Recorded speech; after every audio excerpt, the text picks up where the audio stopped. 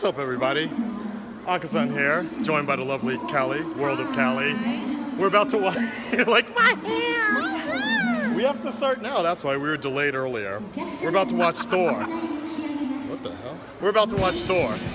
Expectations. I'm looking forward to it. I actually heard a lot of good things about it, and this movie is supposed to be lighter than the other Thors, so. I heard it's funny, which is kind of weird. I would never expect that from a Thor, a movie with the Thor and Hulk in it, but I know the director is known for that, so we'll see how it goes. All I hope is entertaining, I guess. It will be. This is the year of funny Marvel movies, so... The year of funny Marvel? Yeah, well, compared to last year, it was so, like, down with Civil War and, like, so serious. This is the funny year. Next year, maybe it will go back to serious again with Avengers Infinity War. So I'm just expecting, yeah, as long as I'm entertained, that's it. You will be, because it's Marvel. Notice the two of us are here, not DC Sun, nowhere to be found at all, because it's Marvel. Peace, guys. We'll see you after the movie.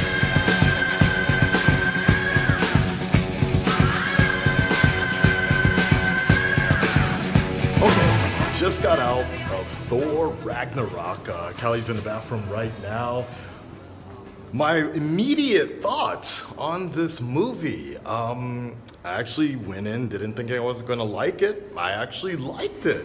I thought it was actually better, and they made some improvements on Thor 2, actually. I think one of the biggest problems Thor 2 had was the scenes in Earth actually kind of drained, like kind of stopped everything, and being in Asgard was actually more interesting. Earth didn't exist, they didn't go to Earth at all in this movie, and I think that was actually a very wise decision.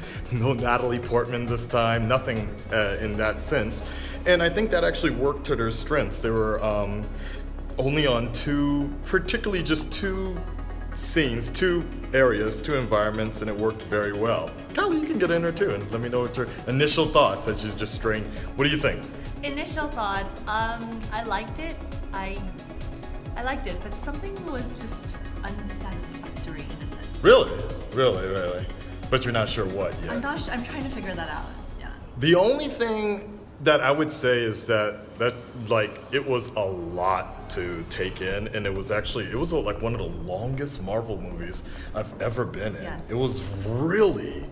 It felt really long, and I think that was the biggest problem. Like I was enjoying it, but at the same time I was like, damn, can we kind of hurry up this scene? Like, one of the things that if I were to suggest, like, what it was just a little too much of everything sometimes. Yeah. Some stuff everything was done really well, but particularly the dry humor that is kind of famous in Guardians of the Galaxy, they really stuck on in Ragnarok, and yeah. I think that's what actually kind of it didn't slow down the movie, but at the same time you're kind of like, yeah, it was kind of funny, but that dry humor kind of gets a little old. Like I would have preferred it have just been in like behind the scenes, like it's kind of stuff that you would see like almost like Aussie humor. I think there's kind of like an Aussie humor about it, where it's kind of like a lot of it was improv that probably could have just made it at the cutting, should have ended up at the bottom cutting room floor, because it would have sped the movie up a little bit more. And there were just kind of, sometimes there were scenes where like something should have been a little more serious, but it was just like, God damn, it's okay, like, it's not that funny, like, okay, like, so I think that was one of the things that was a little extra sometimes. I agree. And did you also get a sense, like, I know they showed this new power of Thor, or, you know. Yeah. Well, that was in a trailer too, yeah. Part of it, right? But I don't know, I felt like I couldn't really grasp the magnitude of his strength. Like, he is supposed to be the god of thunder. Right. I know they hyped it up, right, but I wanted to actually feel that strength. I felt agree. The strength of the end character, right, the end villain. That one I felt like, oh damn, it's like Doomsday. Right. But I'm like a little bit more, yeah. But more. Is, I get what you're saying. Like, I would say that was probably another issue is the fact that it was like, damn, wait, like we're so used to like our Goku's Yeah. coming out with a whole new form that Yes. completely levels the playing field. And this Thor's god powers didn't really have that same magnitude. That being said, Thor himself in the MCU is a bit neutered anyways to begin with. Yeah. I mean, comic Thor versus movie Thor, there's a lot that still leaves to be desired here. So there's pros and cons to this movie, I think, and I think more pros than anything. I was just saying how it's definitely better. I think most people would say it's better than Thor 2.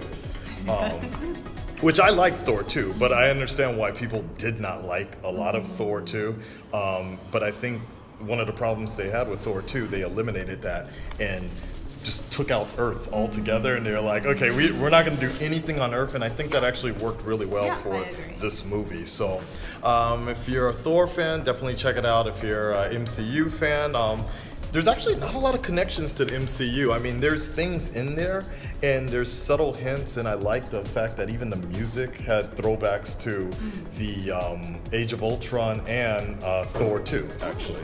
Yeah. There was a theme song that they were actually singing a few times. There's scenes where they're copying, scenes of Age of Ultron. It's hard to say without giving it away. I'll tell you later. But I kind of like that they do mention it a little bit, but it's not really indicative to enjoy this movie. I think overall, I felt like this was a very, very brave new step for Phase 3 of the MCU, where it's not, they're not trying to make it grounded, they're not trying to make it realistic, they're just like, look, we got a dude from Asgard, let's go as crazy as we can, Jack Kirby style, and see how magical where Doctor Strange is very magical, this was very mythical, and I like the fact that you could see like Marvel really breathe out a lot more.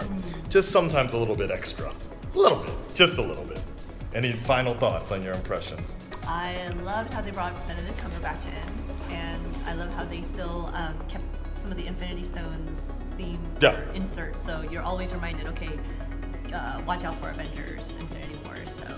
Yeah, I agree with that. I will, that with Age of Infinity War coming up next year, I kind of would have liked them to talk about it a little bit more. I agree. But at the same time, I also like the fact that it wasn't as connected to the overall theme. So, and the other thing I will put, without spoiling anything, they did a really good job of editing the trailers, like actually changing some scenes. Some of the same, there were scenes in there, but they weren't the same scene anymore. Okay. Like, well, the main one is where she breaks the hammer. Yes. That wasn't there. Yeah, the background was completely different. Right, okay. So I like that. I really like the way they did that, because if you go back and look at that trailer, you think you know everything. There's actually a lot of scenes where you think you know what's going to happen, and it's a little bit different. So keep an eye out for that. Anyways, till next time, stay tuned for my full review a little later tonight. I'll talk to you later. Peace. And World of Cali, make sure you subscribe. And World of Cali. For Asgard! For Asgard! Yeah, I don't know. I'm gonna have to rethink going to see Justice League with her. When the lights went down, suddenly somebody screamed out, "For Asgard!" And no response, nothing out here. Because it's Japan. Because in LA, somebody would have been like, "For Asgard!" and cheers would have erupted. Because it's happened before. Somebody send her to the premiere next time. That's where she belongs. Not at an afternoon showing in the middle of the day. Peace, guys.